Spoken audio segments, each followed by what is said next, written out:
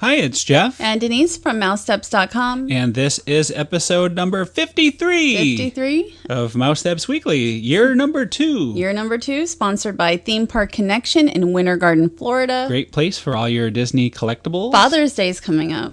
And Maple Leaf Tickets in Kissimmee, Florida. The best deals on tickets in town, our official ticket agency. First up this week is Merida's Royal Celebration, which was a limited time magic event on Saturday, May 11th. Yeah, so Merida was coronated, or she had a coronation to become a Disney princess. I believe she already is a princess. I believe she's a princess too, because she's obviously the daughter of a queen and king. And here are the other 10 princesses that were in attendance to welcome her to the Disney princess line. And this is very rare to have all those princesses. I don't know if that was the first time they're all together. Yeah, well, certainly it was the first time they were all together with Merida as a Disney princess. Here comes Merida on her horse, Angus. Angus. Let's hope he doesn't turn into Angus Burger. Don't say that. That that's not very nice. So there she goes. There she is going to Cinderella Castle to join the other princesses. And it was actually a really nice, the way they did it with all these various performers. They had bagpipe players playing the same music from the Brave movie. So from where I was, I couldn't really hear a lot of the ceremony, but it was nice having, it was still a very nice event. I would have liked to have seen maybe a couple big screens at the castle. And there on stage is Lady Llewellyn. Along with gold medal winner Gabby Douglas and her mom. It was Mother's Day, so yes. It was appropriate. It was not actually Mother's Day, I believe. Well, it was Mother's Day weekend. Before it was Mother's Day. But this was a bigger Mother's Day celebration than we saw all weekend. Yes, and speaking of mothers and Mother's Day, what do you know? Merida's mother comes out. Queen Eleanor.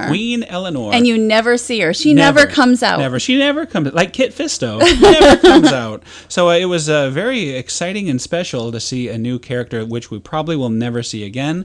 If you want to see more, we did a little video that we will link to in the show notes see her again someday. Of just her. Well, maybe. I don't know. You never know. I doubt it, though. I don't think she'll be coming out for regular meet and greets. Probably not. So, and there she is. She is a Disney princess.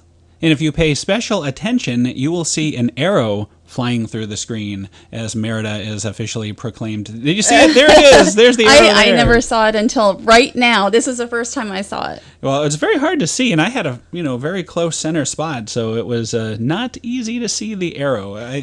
Somebody wrote, "Who's trying to shoot Merida?" And I said, I don't think that was happening. Well, one of the best things I thought of the day, this was open to the regular guests also, and I liked that they had all of the princesses and Gabby Douglas all out there for pictures for quite some time. Right. So that guests could take pictures, and I thought that was a very nice touch.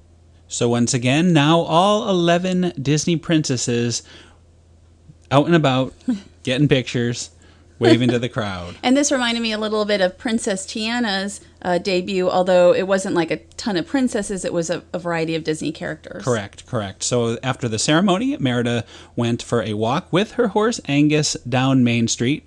We weren't able to catch that because we were at the front of Main Street, but then I was luckily able to go into the grassy area here and get some nice video of all the princesses as they were taking publicity photos, which was very, very cool to see them all so close like that. And here comes Merida, and you'll see also, I think we'll see Sophie Grace and Rosie from the Ellen Show. Right, and they actually had performed earlier. They had sang a rap song, which wasn't like a princess rap. Not really my cup of tea, but it seemed to be popular with the crowd. They were the guests around me were like, "Oh, it's Sophie Grace and Rosie," and I'm like, I don't know who they are. I have to admit, I had never heard of them before this, so it was interesting. The next day we went to Epcot, and this is one of our favorite things to do during the Epcot Flower and Garden Festival. On the greenhouse stage, they always have a speaker every day, and you get to do a seminar where you actually get to bring home a project. Yes, all the plants in our house are from Epcot seminars over the last 4 years. And they even gave us some watermelon salad as a little bonus, which they've never done. I've never gotten Well, it was there. Mother's Day, and they seemed to be doing special things. And the mothers were hungry. Yes, the mothers were. I was hungry. This was it was wonderful. really good. I wish they had food at every planting seminar. Although you could eat the plant, I suppose. No, you don't want to eat the fern. And this is like a big palm leaf that you can put decorations in. They just paint it. Potpourri type of thing for a table setting. Right. Centerpiece. I mean, the point of this one was to surround yourself with what inspires you, but also, you can be cheap and be frugal and use things that you just find around the house or outside. And look at you. You have matching shirt to match your gloves there. Very, very... Very Mother's Day. yes. And this was very interesting. These are spices, and these look like ornaments. You can buy these balls at like Michael's Crafts, and then put the glitter and spices on them, and they actually looked very nice. And it's just like those balls on a stick. Correct. To a bigger extent, that's what you get at the Morocco Pavilion for Flower and Garden. It's, as we always love, the balls on a stick in Morocco. But I actually like the spices. Like I may even try that for Christmas this year, is to make ornaments. And another reason we were there Sunday, you're one of your favorite performers. Peter Noon. Peter Noon, yes. And of Herman's Hermits. And Peter Noon is there every year, and he is absolutely my favorite performer at the Epcot Flower and Garden Festival. And we like Starship too. I do like Starship too. Yeah, so another one of our favorites. And Peter Noon is, to me, one of the most personal performers, and he'll come out into the crowd, and he actually has so much energy. He's 65 years old, sort of like, I think, Rick amazing. Springfield, who also is a favorite performer of mine. They both have so much energy. I hope at 65 I will as well. And another exciting thing at Epcot, we saw Cinderella. Cinderella. We were in search of Mowgli, which Mowgli. we found out was going to be making a special one-time only appearance at Epcot, and we heard that Mowgli was traveling with Cinderella.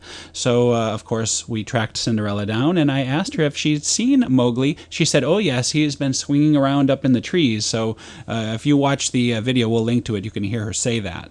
But... we found Cinderella, but not Mowgli at Epcot. and she showed you her glass slippers. I've did. never seen her show, and that's her new dress, by the way, fairly new dress. And here she is showing you the glass slippers. It's always nice in the International Gateway. You never know which characters you're going to get. If any, it's a surprise, and that's It's the definitely a best part of it. surprise, right? So after this, the next day, we headed to Disney's Animal Kingdom. Because we were still looking for Mowgli. Yes, we weren't giving up. We heard Mowgli was out and about, and what do you know? There is This the man time. cub. There's the man cub right there. But he wasn't alone. He was also with King Louie here and Baloo. But he started out by himself in front of the park, so we Alone, which was Alone. very, very, very rare. So you'll want to check that link out also if you want to see just Mowgli. and I think this is very rare as well. I mean, when have you seen Mowgli in the park? I don't Meeting think and I've greeting. really seen him since the Journey into the Jungle Book show, which only ran for about a year after Animal Kingdom opened.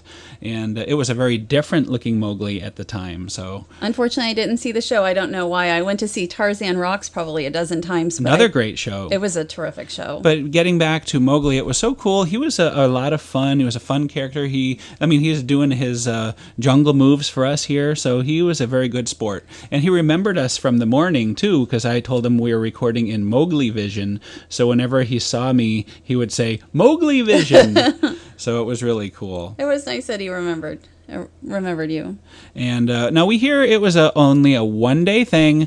Don't expect to see him again. It was for a private event that was happening, and But this is the year of limited time magic. That's true. So if everybody tells Disney they want more Mowgli, who knows? more Mowgli. More Mowgli. More Mowgli. I mean, I think that the characters have been the biggest part of limited time magic this year. Well, a friend of mine said that should be my new Halloween costume. So this year, I will be dressing as Mowgli. No, you will not. For the No, you will Mickey's not. Not So Scary. No, you will not. Yes, you can be my partner in Mowgli. No.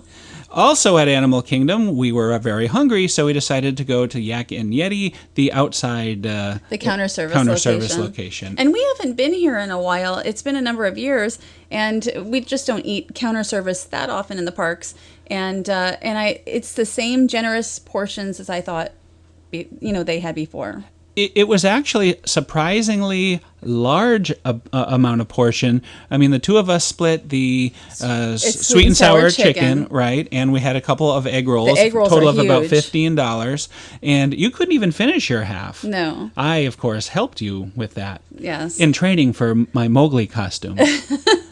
The food is actually very good here. I think, they don't take any discounts, but for $10 we got the sweet and sour chicken, which we could split, and I thought it was a very good value. Right, and it's not Disney actually; it's a different company. Landry's. Landry. It's a Landry. I don't know if they take outlet. the gift card outside or not. And today, right before we were recording this, I went back to Disney's Animal Kingdom because we heard Mickey and Minnie have a new air-conditioned meet and greet location in the former store, which we're seeing right here. And this time I did not go. I was working at home. But so this is what it looks like. It's similar to the Main Street USA Mickey location where you queue up in one room and there's lots of nice new props and things to see. And as you can see, we're going now into the second waiting room. And these pictures here have Mickey and Minnie dressed in their safari outfits. It does remind me a lot of the Town Square Theater. Right. And you can see them during all their travels. So it's kind of a little storytelling there. You're seeing Mickey and Minnie as... and you're inside. Right. And as when you see the main room, you're going to see they have their luggage, their safari gear. And a bicycle. So they are... Just one bicycle. They are ready for safari. Well, one person's ready for one mouse is ready for biking, but I guess the other one doesn't bike. Yes. So here is the nice new backdrop. The Adventurers Outpost is the name of the location. And there is Mickey and Minnie and a young guest, very happy to be meeting them. It's always nice to have different backdrops and all, for the characters. And somebody asked me who's going to meet in their location now at Camp Mickey Minnie. Well, I think the location where Camp Mickey and Minnie is going to be a Blue Guys eventually when the Avatar people come in. So I think that's why they got moved, is for the Avatar construction. And this was a lot of fun. I asked Mickey if he can show me around some of the props in his new area, and he showed me a very, very cool thing I never would have discovered on his, what are those? Binoculars. Binoculars. Right? It's a hidden Mickey.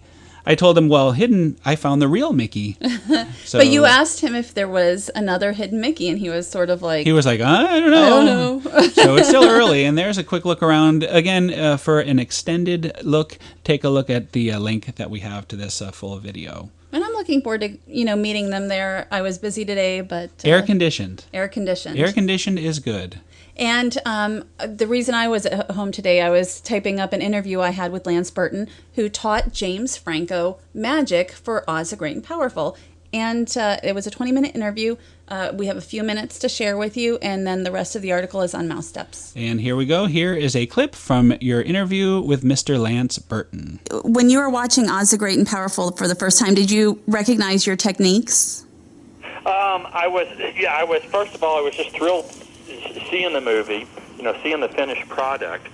And of course I wanted to see all the magic, see how it all turned out. And I was very, very happy with all the magic. I think my biggest moment in watching the movie was when Oscar Diggs is first in the Emerald City, when he first time he goes to the Emerald City, and he goes into the throne room and he meets Evanora, and he's sitting on the throne, and there's a shot of him with the scepter, and he's twirling the scepter in his fingers kind of like a baton. Well, the way that came about in the script, I was reading the script one day, and I noticed that scene that says he sits on the throne, he picks up the scepter, and Evanora is enraged to see him sitting there on the throne. And I thought, that scepter. See, I was already teaching James how to twirl a cane between his fingers, because I thought that might be a nice little flourish we could work. But then when I read about the scepter, I thought, wait a minute, that would be a great thing to do if he twirled the scepter between his fingers, because that would be very disrespectful. Sit on the throne and pick up the scepter and sort of twirl it. So I talked to Sam about it. He liked the idea, and James, and everybody liked the idea. And I went to the prop department, and I said, "Can you show me the scepter?" And they showed it to me, and it was a little short to do the move. So I said, "Is there any way you could make this longer?" And they said, "Sure, we can. That's simple. We can make it a little longer." And I said, "Great." And so I had James rehearsing twirling with a cane. So he was learning that move, and I had it all set up. Well, but I left the set before they got to that scene. I was there of all the Kansas stuff, because that's where most of the magic happens, and then in part of Oz, in the Whimsy Woods, where there's a little magic going on. But I wasn't on the set when they taped the scene in the throne room, so I had no idea if they'd used it or not. So when I actually saw the film and I saw him twirl the cane in the throne room, that was like, yes. I can't wait to rewatch that scene. I wanted to thank Lance Burton for a very nice interview. And you can find it, the whole written article, on Mouse Steps under Movie Reviews and News. Very good. I enjoyed that thoroughly. So another week, another year. We're starting year number 2. And we want to thank our sponsors, Theme Park Connection in Winter Garden, Florida. And Maple Leaf Tickets in Kissimmee, Florida. Thanks for hanging in there with us, and we'll see you all next week. Have a great week.